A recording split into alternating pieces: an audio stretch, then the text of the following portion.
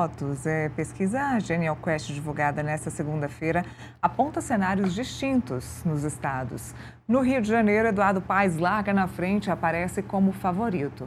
No Paraná, Sérgio Moro lidera com folga e consolida a vantagem. Já no Pará, a disputa aberta com empate técnico entre Hannah Gassan e Daniel Santos, indicando corridas em estágios diferentes pelo país. A gente vai analisar os cenários, mas para isso, deixa eu chamar quem entende do assunto. Sérgio Denicoli, CEO, analista de dados da Pesata.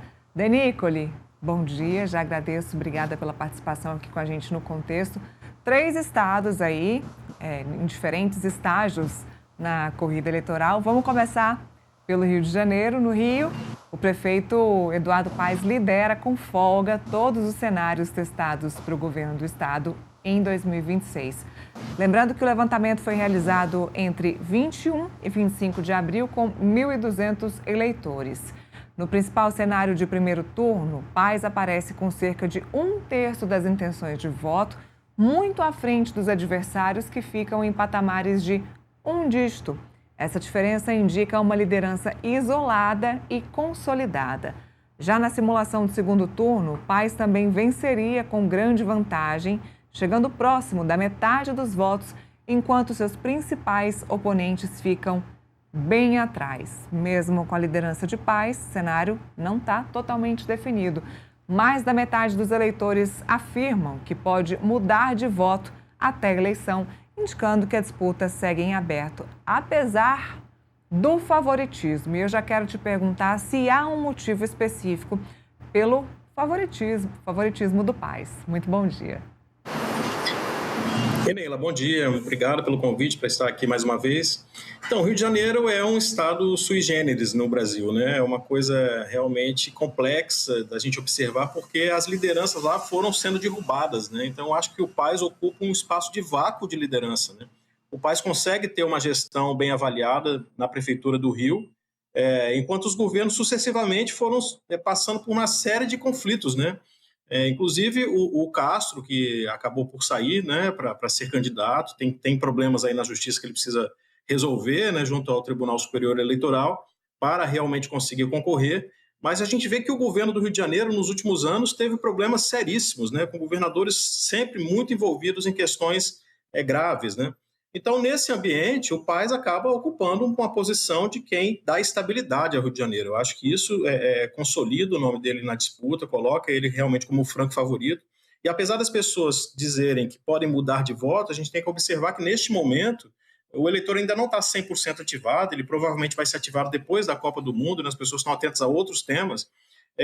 Então, acredito que essa liderança dele está bastante consolidada, mesmo com essa possibilidade de mudança de voto, porque a oposição vem de um contexto de reforço, né, de uma direita no Rio de Janeiro, que já foi governo com o Castro, e que, apesar da avaliação ser positiva, principalmente por conta das operações que o Castro fez na área de segurança, eu acho que a instabilidade perante o governo que o Rio de Janeiro passou nos últimos dias traz ao Paes uma possibilidade realmente muito concreta de ganhar a eleição, provavelmente no primeiro turno, se as coisas continuarem nesse desenho, né?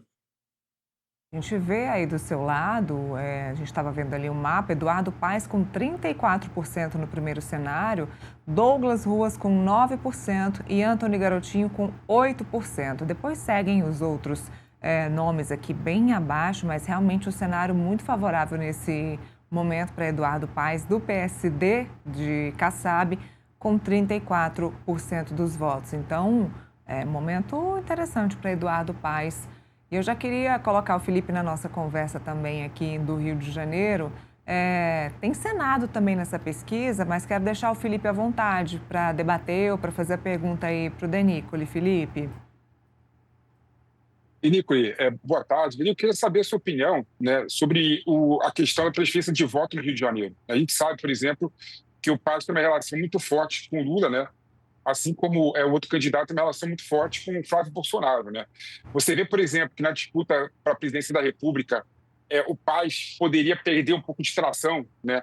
Caso a população do Rio de Janeiro abrace a candidatura do Flávio Bolsonaro, ou você vê que está meio consolidado o Paes na liderança do Rio de Janeiro?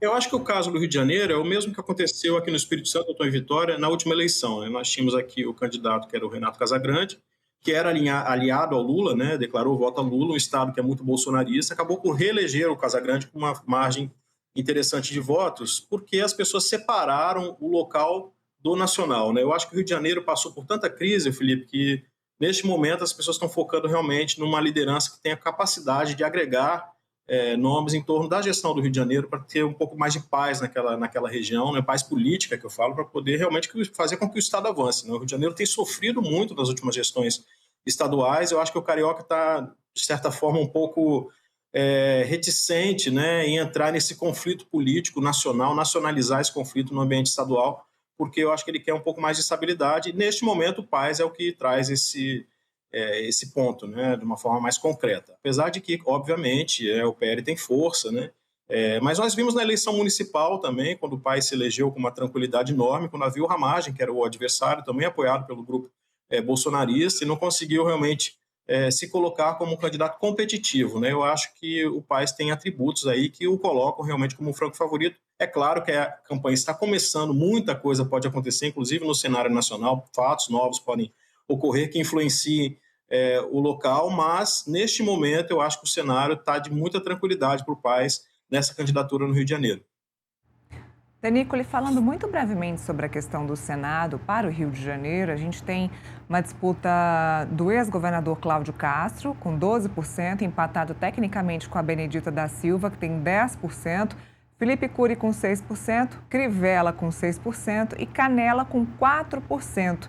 Disputam essa segunda vaga e aparecem tecnicamente empatados com a candidata do PT, ou seja, temos Cláudio Castro na frente. Não, na verdade, empatado tecnicamente com Benedita da Silva. Então, o ex-governador empatado tecnicamente com Benedita da Silva. Ele com 12%, ela com 10%.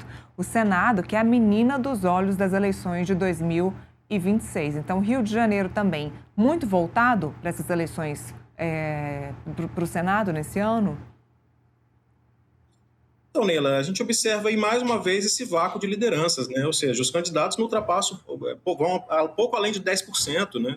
É muito pouco para um estado como o Rio de Janeiro, tão forte, com tantos eleitores, né? Com uma presença nacional realmente relevante. Então, a gente vê que o eleitor na área do Senado no Rio de Janeiro ainda está muito indeciso. Eu acho que pode haver muitas mudanças aí. O que a gente observa é um equilíbrio aí entre esquerda e direita, ainda que os representantes desses núcleos não estejam com uma votação que garanta realmente uma eleição tranquila para eles.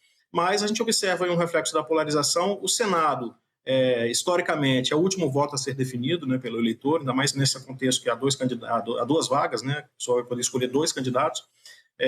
Então, acho que no Senado está muito indefinido, tudo pode mudar no Rio de Janeiro. Vamos falar sobre Paraná. No Paraná, Sérgio Moro lidera as